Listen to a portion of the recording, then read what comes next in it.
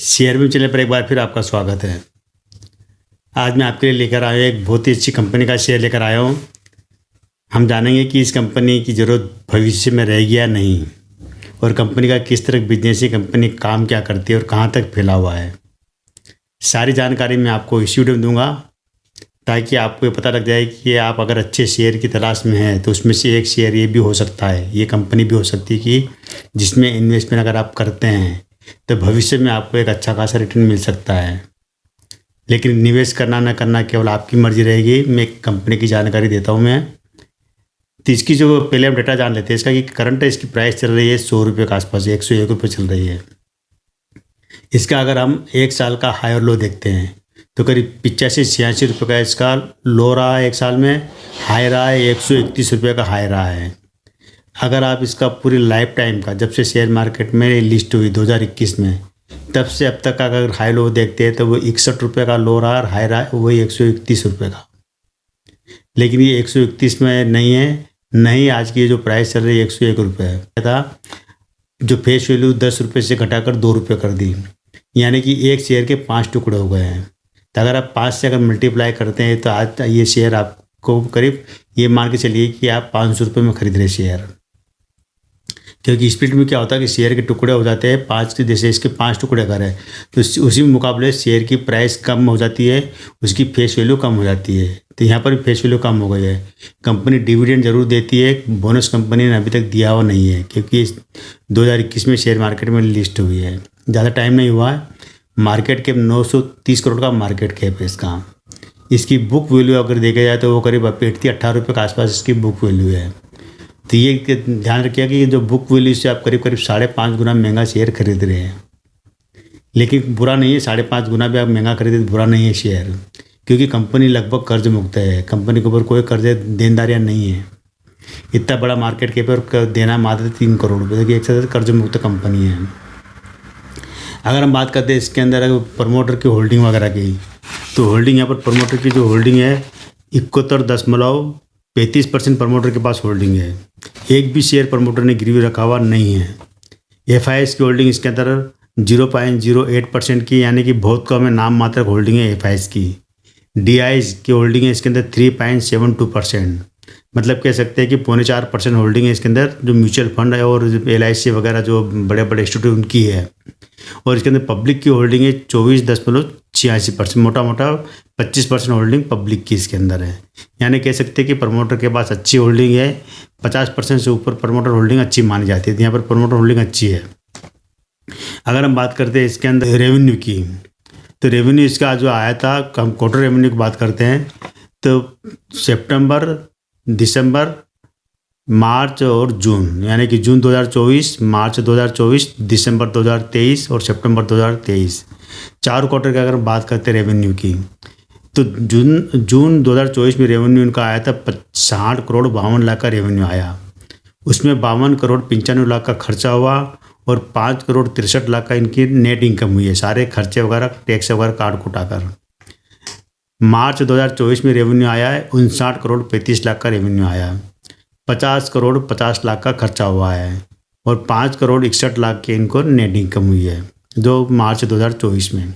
दिसंबर 2023 के क्वार्टर में इनको 54 करोड़ 75 लाख रुपए की रेवेन्यू आया है, खर्चा हुआ है 46 करोड़ 27 लाख का खर्चा हुआ है और रेवेन्यू आया है, प्रॉफिट हुआ इनको, नेट प्रॉफिट हुआ 5 करोड़ 21 लाख का। सितंबर 2023 में हम देखते तो 62 करोड़ 60 लाख रुपए का रेवेन्यू आया है, 55 करोड़ 26 लाख की इनका खर्चा हुआ और 5 करोड़ 24 लाख की नेट इनकम हुई इनको।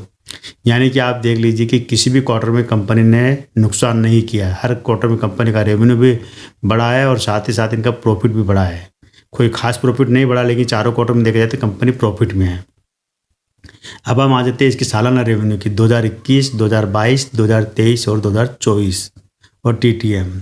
तो 2024 में तो लेटेस्ट इनका जो रेवेन्यू है 236 करोड़ का रेवेन्यू है और 205 करोड़ का खर्चा हुआ है। करीब 21 करोड़ की इनको नेट इनकम हुई है 2024 में। 2023 में 233 करोड़ का रेवेन्यू आया, 214 करोड़ रुपये खर्च हुए और 11 करोड़ की नेट इनकम हुई इनको 2023 में। 2022 में 165 करोड़ का रेवेन्यू आया, 153 करोड़ रुपये खर्च हुए और 6 करोड़ का इनको नेट इनकम हुई है। 2021 में 118 करोड़ आए, 106 करोड़ का खर्चा हुआ और लाभ नेट इनकम हुई है 10 करोड़ की। यानी कि आप देख लीजिए क्वार्टर दर क्वार्टर भी देखे जाए तो इनका रेवेन्यू बढ़ा है और इनका लाभ भी बढ़ा है, मतलब लाभ रेवेन्यू भी डबल हो गया लगभग 2021 से लेकर 2024 तक, और प्रॉफिट भी इनको लगभग डबल हो चुका है, डबल से ज़्यादा हो चुका है। यानी कि कंपनी कह सकते हैं कि एक अच्छा बिजनेस कर रही है, अच्छा कमा रही है कंपनी। रिटर्न ऑफ इक्विटी 10.2 की है, यानी कि बहुत अच्छी है यहाँ पर। और बुक वैल्यू में आपको बता चुका कि 5 मतलब करीब 5.5 गुना महंगा खरीदे बुक वैल्यू के हिसाब से। अगर हम इसमें देखेंगे इसका जो EPS देखा जाए तो 2.24 का है, ROE इसका 12 का है, 12.17 का। ये शेयर स्प्लिट हो चुका है। इसके हम देखते हैं कि पी रेशियो वो 42.85 का है, यानी पी भी ठीक है, ख़राब नहीं है ये कह सकते हैं।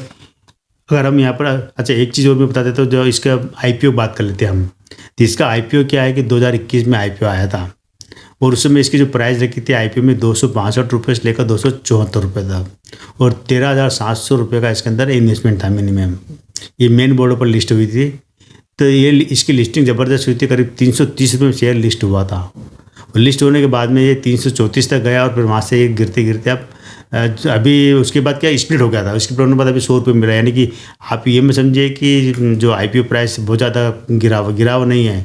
अगर आप कैलकुलेट करते हैं तो अभी ये शेयर 500 रुपये में आप खरीद रहे हैं, यानी स्प्लिट अगर नहीं होता तो, और इसकी 330 रुपये इसकी लिस्टिंग प्राइस रहती तो हम 1.5 गुना महंगा खरीद रहे, कह सकते ज़्यादा महंगा नहीं है शेयर ये अभी। वरना क्या हो तो कई शेयर जो लिस्टिंग प्राइस से दुगनी तिगनी चौगुनी 5 गुना रेट पर भी बिक रहे हैं आज की तारीख में।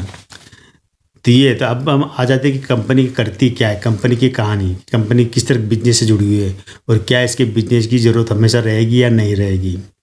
तो मैं आपको बता देता हूँ कि ये जो कंपनी काम करती है ये एडेसिव बनाती है, HP एडेसिव इसका नाम है, एडेसिव बनाती कंपनी। और एडेसिव यानी कि चिपकाने वाले पदार्थ, चिपकाने वाले पदार्थ जैसे कि लकड़ी, आपके घर में फर्नीचर वगैरह बनता है तो जितनी भी जो लकड़ी की चिपकाने की जरूरत पड़ती है सारे एडेसिव बनाती है। इसके अलावा जितनी भी जो जूता मैन्युफैक्चरिंग कंपनी है या सूटकेस बनाती है, बड़े बड़े बैग्स वगैरह जितने भी जिस तरह काम करती है, रेजिन वगैरह सोफा वगैरह, तो उसमें जो चिपकाने के लिए जो काम आता है सुलेशन जिसको बोला जाता है, जो केमिकल होता है वो केमिकल ये कंपनी बनाती है।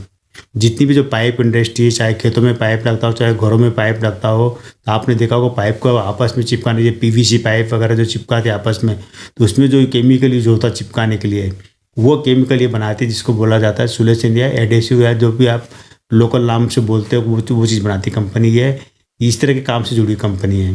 कह सकते हैं कि कई तरह के बिजनेस के एक कह सकते एक बहुत ज़्यादा ज़रूरत वाला चीज़ बनाती है, चाहे वो चमड़ा हो, चाहे जूते बनाने वाली कंपनी हो, चाहे फर्नीचर बनाने वाली कंपनी हो, चाहे प्लास्टिक कंपनी बनाने वाली कंपनी हो, या कितनी भी तरह की जो की कंपनी है जहाँ पर इस तरह की चीज़ों की ज़रूरत पड़ती है वो काम करती कंपनी मुंबई से है ये, और दुनिया के करीब 40 देशों में इसका कारोबार फैला हुआ है।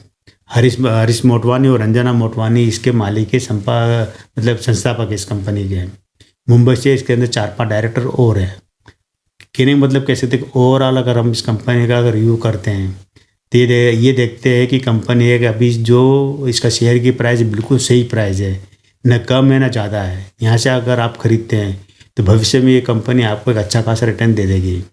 लेकिन क्या है कि इस क्षेत्र में और भी कंपनियां काम करती है, जैसे गोदरेज भी बनाती है इस तरह के काम, और दूसरी कंपनियां भी बनाती है, पीडीलाइट वगैरह बनाती है। लेकिन पीडीलाइट वगैरह के जो शेयर बहुत महंगे हैं, करीब 2,500-3,000 के शेयर है, उसके मुकाबले देखा जाए तो ये शेयर 100 रुपये में आपको मिल रहा है। तो यानी कि कह सकते हैं बहुत सस्ता है।